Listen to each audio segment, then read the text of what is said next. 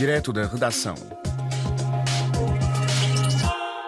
Espaço agora ao magazine em direto da redação de Miguel Martins. A Guiné-Bissau está a enfrentar a terceira vaga da pandemia de Covid-19. Perante o aumento do número de casos, o país voltou ao estado de calamidade, tanto mais que a taxa de vacinação não chega sequer aos 2%.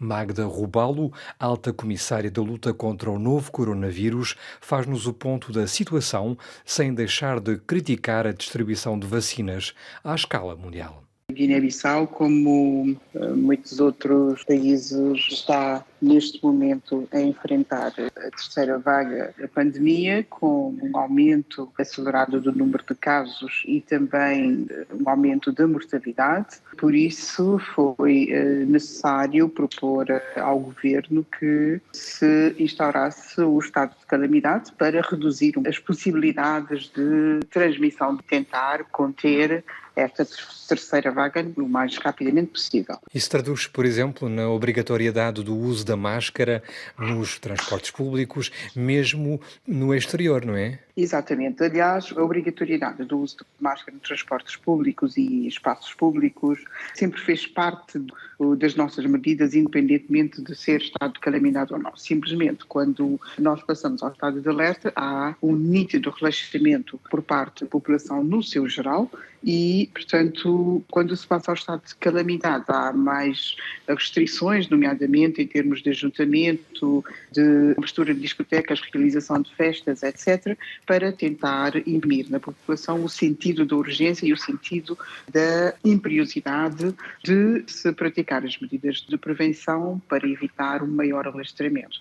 Nós estamos neste momento com cerca de 300 casos, novos casos por semana, o que ultrapassa largamente as nossas capacidades em termos de se refletir em números de pessoas hospitalizadas. Estamos a aproximar-nos de 20 camas ocupadas com doentes Covid, o que para a Guiné-Bissau já é um número bastante elevado e temos que conter esta propagação sob pena de termos os nossos cuidados intensivos para a Covid a abarrotar e não temos capacidade de resposta. E isto também já se reflete no consumo de oxigênio, que tem sido bastante acelerado, o que nos tem obrigado a fazer aquisições em espaços de tempo muito mais curtos.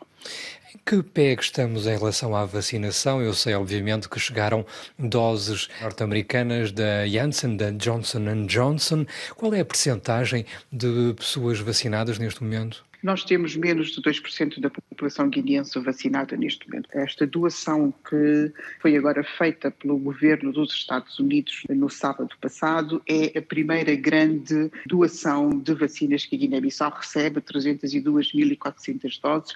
Até agora nós tínhamos recebido um total de entre várias doações de menos de 100.000 doses de vacinas. Recebemos 10.000 como oferta do Senegal, 28.800 doses como contribuição da COVAX e 24.000 doses como contribuição de Portugal. Portanto, nós estávamos com um estoque de doses de vacina muito limitado, o que não permitiu ter aquele arranque que nos fosse levar a uma taxa de cobertura acima do satisfatório. Agora nós recebemos esta quantidade que é bastante razoável e estamos a trabalhar para receber ainda mais doses resultantes do acordo entre a África CDC, o mecanismo AVAT e a Johnson & Johnson. Por isso estamos em crer que estarão reunidas as condições para, de facto, nós darmos início agora à nossa a verdadeira campanha de vacinação contra a Covid-19 e esperamos que seja possível mobilizar a população. Também existe muita resistência à vacinação, mas vai ser o nosso foco agora, muito rapidamente administrar as doses de vacina, não só para conter esta terceira vaga, como para prevenir uma próxima vaga, ou quando muito, tentar que ela seja menos mortífera e que haja menos casos do que temos agora. Em muitos países africanos há mesmo setores a negar mesmo a existência da doença, ou pelo menos a relativizar o alcance e a mortalidade da mesma.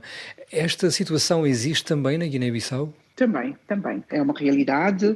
há setores do país, segmentos da população que acreditam que a doença não existe e que nós estaríamos imunes ou que a doença não teria chegado ao nosso país. Isso faz parte da vasta gama de desinformação, de boatos, de rumores que existem à volta da Covid-19 e que nós temos combatido na medida do possível.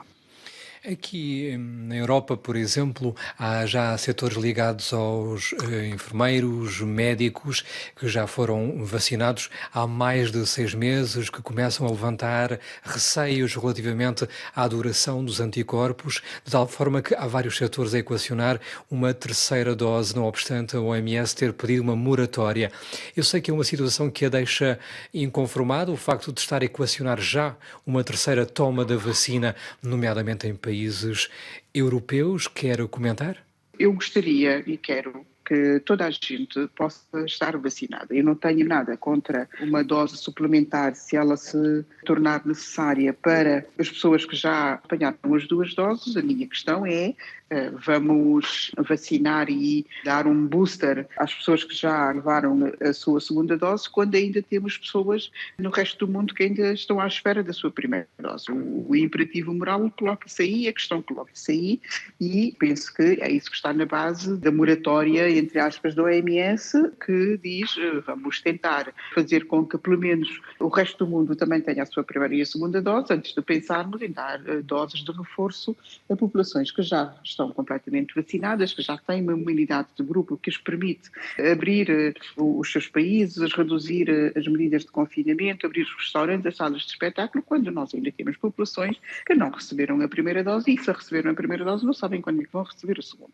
Eu penso que este é o desequilíbrio moral, esta é a pouca vergonha mundial que nós estamos a assistir com a questão das vacinas, que urge resolver, que urge que os diferentes atores se concertem e que se possa reduzir esta falta de acesso a um bem público que salva vidas e que nos permitirá a todos livrarmos-nos da Covid-19. Eu quero agradecer aqui a todos os países que nos têm apoiado, que têm apoiado todos os outros países que necessitam, mas também não me coíbo de lançar este apelo para que, mais cedo do que tarde, se possa reduzir este problema da inequidade no acesso a um produto que salva vidas. O dispositivo COVAX só vos permitiria conseguir vacinar 20% da população, é mesmo assim? Esse é o compromisso do dispositivo COVAX, de permitir a vacinação de 20% da população. Esse foi o compromisso de início, porque havia pouca produção de vacinas. Eu espero que venha a haver uma revisão dessas metas, porque é preciso vacinar pelo menos 70% da população guineense para considerarmos que temos uma imunidade de grupo. Por isso nós vamos continuar a trabalhar com outros parceiros, com COVAX